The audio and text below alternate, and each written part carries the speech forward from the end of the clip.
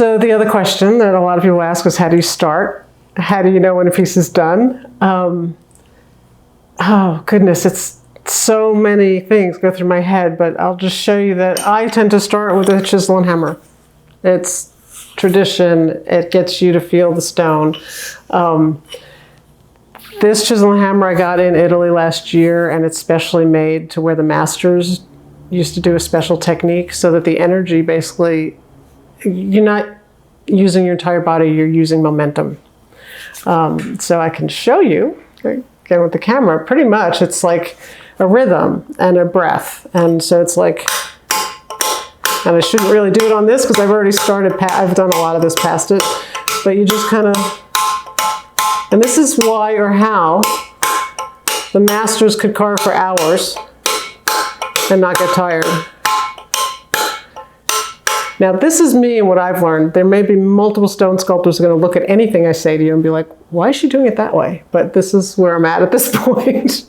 But it's really, it gets to be a meditation. And you can see, like, just by doing that, it actually ends up being as fast in many ways as power tools, because it just starts to break off the layers and the layers. And for me, being a person that's so much about feeling things, it helps me feel what needs to go away. Whereas power tools, which I'll show you in a minute, really take away a lot, but this is where the sensitivity comes in. And you can see, I mean, it literally is an art that takes, so that has the sound on that. It takes a long time.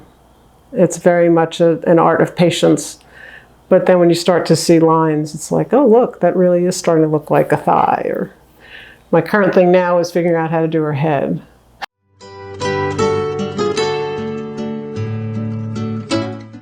This is the raw. This is an alabaster piece. It's the same stone as the owl. That is a commission that I'm in the middle of doing. I just started it this week. It just kind of shows what I start with. There's really nothing, there's not a design other than what's in my head. But what I know I'm going for is a theme that's about layers of love. So I'm thinking it's going to be heart within a heart within a heart. And there will be some places where you can see through it. So just to kind of share my thought process, it's not always really planned out. And then I'll see what the stone reveals as we go and how the shapes form so that, you know, your eye doesn't get stuck on any one spot on the stone where it's something that keeps flowing and you want to stay engaged with. So that's pretty much how things begin. And the other thing, once we're done with COVID, I would love for anyone to come play, learn how to work with stone, come to the studio, see, touch, feel, take a day. I love this one. I did this because there's an artist in California that I admire his work, and he every once in a while will write to me and say, oh, use this tool, or oh, make your strokes deeper, or so he gives me instruction through our friendship online, through social media. And in the fall, I went to California and I actually went to work in his studio, and it was so much fun. So I had to have a little piece that I could carry on the plane with me. So I started a piece and I tried to get as far along as I could so that I could learn from him things I needed to know about polishing. And when I got there, he's like, oh, you're further along than I imagined. So I call her Twisted Sister. And I love it because it's intimate and it's sweet. And I used to make bread as a kid with my mom, and she would always say, you want to pat the bread and it needs to feel like a baby's bottom, and that's when you know you've kneaded it enough. And that's my experience of this piece. It's just like really sweet to touch. So, and it's not done. It's not done. It's in the middle of polishing. So you can still see there's all these marks that I have to polish out, and that's going to take me a long time. But anyway, that's Twisted Sister. I love her. We'll see when she's done. This is going to be like the same kind of thing. I love this twisted theme. I love circles. I love, you know, seashells, the universe, Fibonacci number kind of designs. So this is a calla lily shape. And a lot of my ideas I get because, like, what do I want to learn? And so one of the things I want to learn is, again, how deep can I carve into the stone? What will it do for me? And so I started working with the callous shape because I really want to see how deep I can go without it cracking or breaking, and it may all go away, which is the other thing. It's like, until you get a finished piece, it's not necessarily finished. It might end up being a rubble. So that's that. And this, you can see the lines here, and I'll show you that in the demo of what that is. And I'm trying to create a curve, but I'm using straight lines to get to it. So taking away the negative space to create the piece.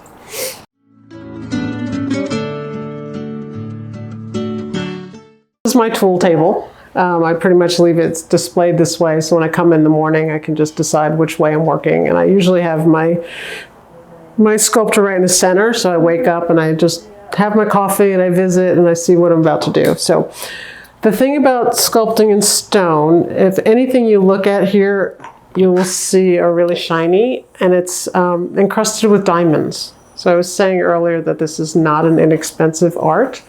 Stone costs a lot of money, shipping costs a lot of money, getting it 2 places costs money, but also tools to work marble have to have diamonds on them because it's what will cut through the stone, and they also keep themselves sharp. So as the diamond cuts through, it actually breaks off little chips and it keeps a sharp edge, and that's how you can keep your lines clean and get the shapes that you want.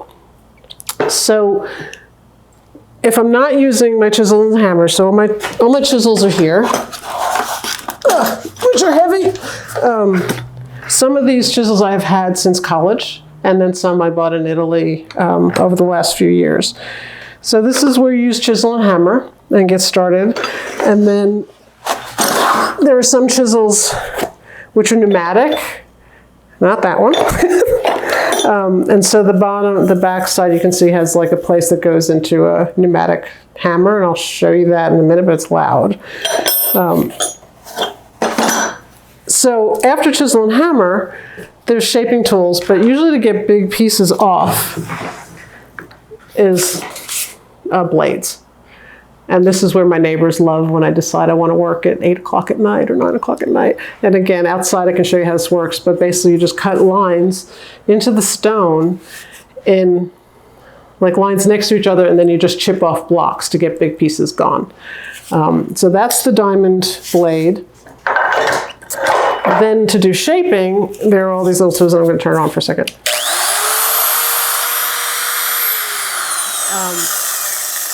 And so that gives you more of like a smooth curve where you can indent. And I have multiple tips. So like if you want to go deep in and around, you've got a long tip. If you want to make something that's flatter. So everything is a different shape to work with. This is for cutting, cutting deep lines in. But they're all crusted with diamonds.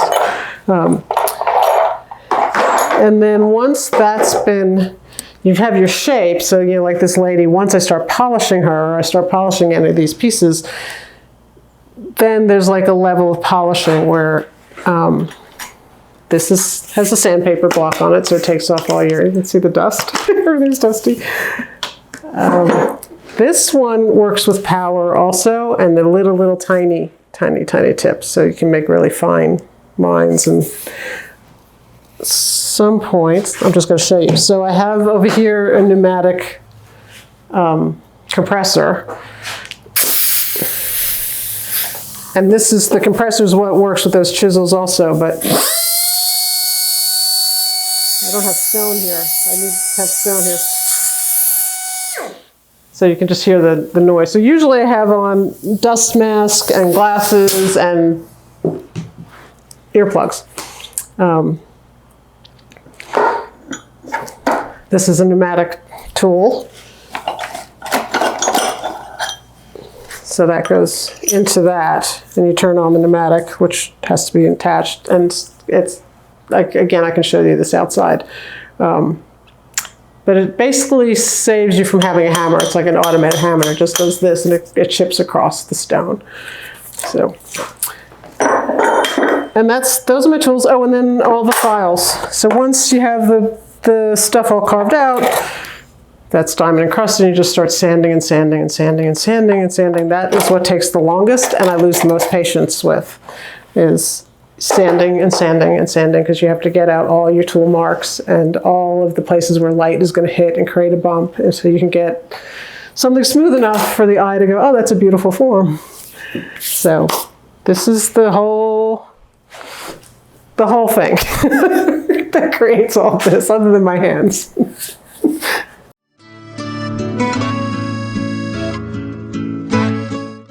This is a piece of Italian marble also. It came in from Italy on the same crate that I brought in a few years ago. I fell in love with this stone because it has kind of these dark lines that go up, and what I saw was wings. So I'm approaching this as something that's likely going to become a swan or a phoenix rising, something with that kind of shape and motion. So I start out with crayons, which you can see the crayon lines. So I just kind of like, okay, there'll probably be a face here and the wings, and I'm still deciding. And you asked earlier, like, how do I decide to get started? This has been sitting here for a year, and I've only just started a few months ago because I kept walking by it and let the ideas come. So the way it works, I'll just demo, not necessarily in order, but because of sound. So this is the chisel and hammer I was talking about earlier. I had this made like the old masters in Italy do, which apparently not everybody knows. So I started on this with that same rhythm. And there's a whole body posture to make sure that you're not hurting yourself, which I learned from a master woman. She's 5 foot tall in Italy. She taught me more than anybody in 8 days has ever taught me, and her whole thing was about learning how to stand with your posture. Because it's very easy to like swing from your arm. But so you want the energy to be coming through. This is your tool. It's not power, it's momentum. So she taught me for 2 days, all I was allowed to do was that. Very much like a meditation. And she would be like, slow down, you're not in New York, you're not in Israel, just take a breath, keep breathing and let it happen. So but you can start to see the divot and how much breaks off.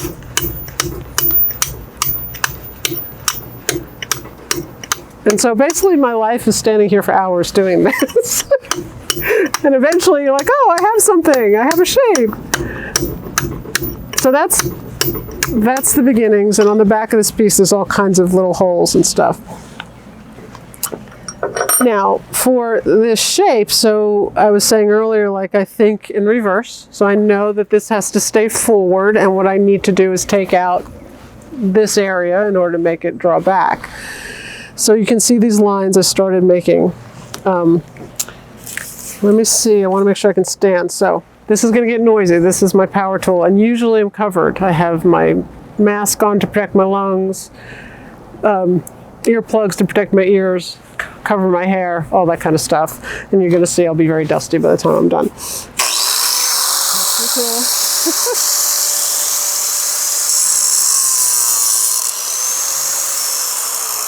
I just turned it off by accident. The other thing I learned was how to make the dust go away instead of toward me. So I'm always angling it where it's spinning out. It took me about 2 years to figure that one out.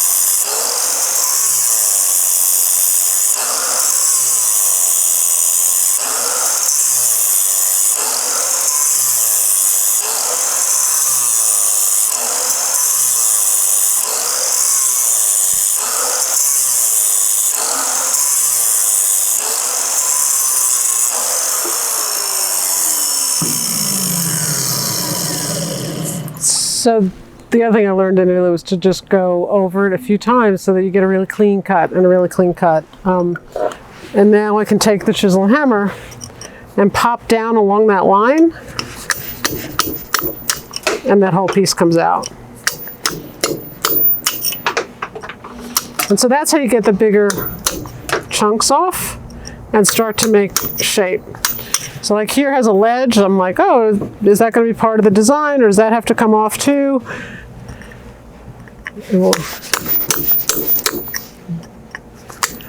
I could actually feel myself tighten up there where I'm like, I wanted to use force, and it's like, no, chill out, relax.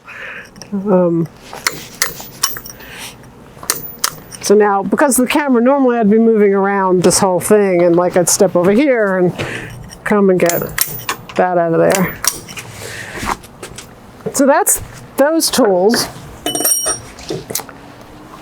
This is the pneumatic. I'm supposed to oil it first. So this is power from air.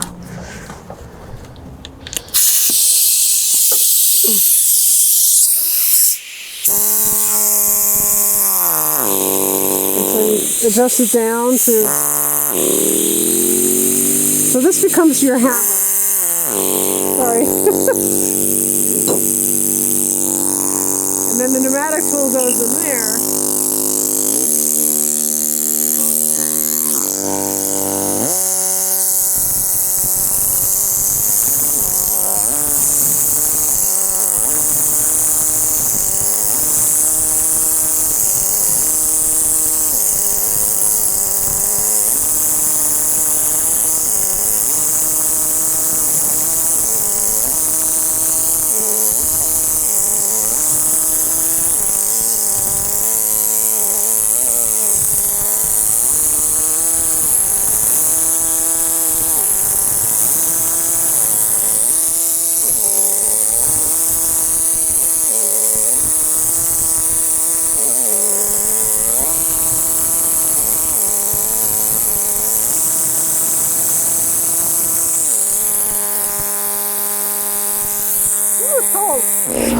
I usually have gloves on too. You can hear the compressor, and you can hear the tools. So I have to be careful about what time I do this part.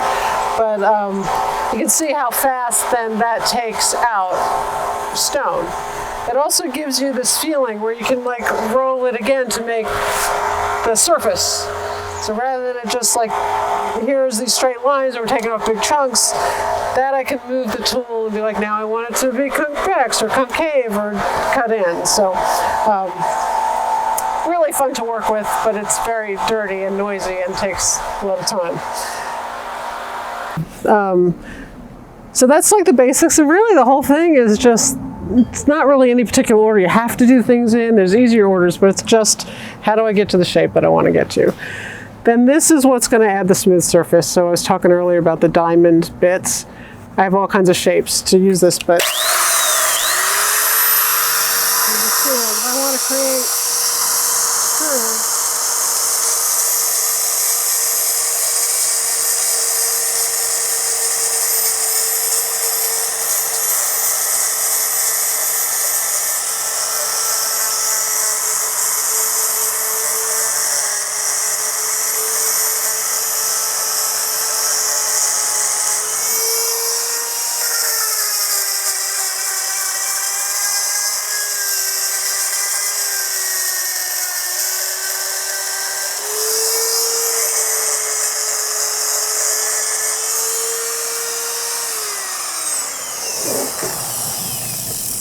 So that takes off all the ridges that have been created with the chisel marks, and then that's where you start getting smooth.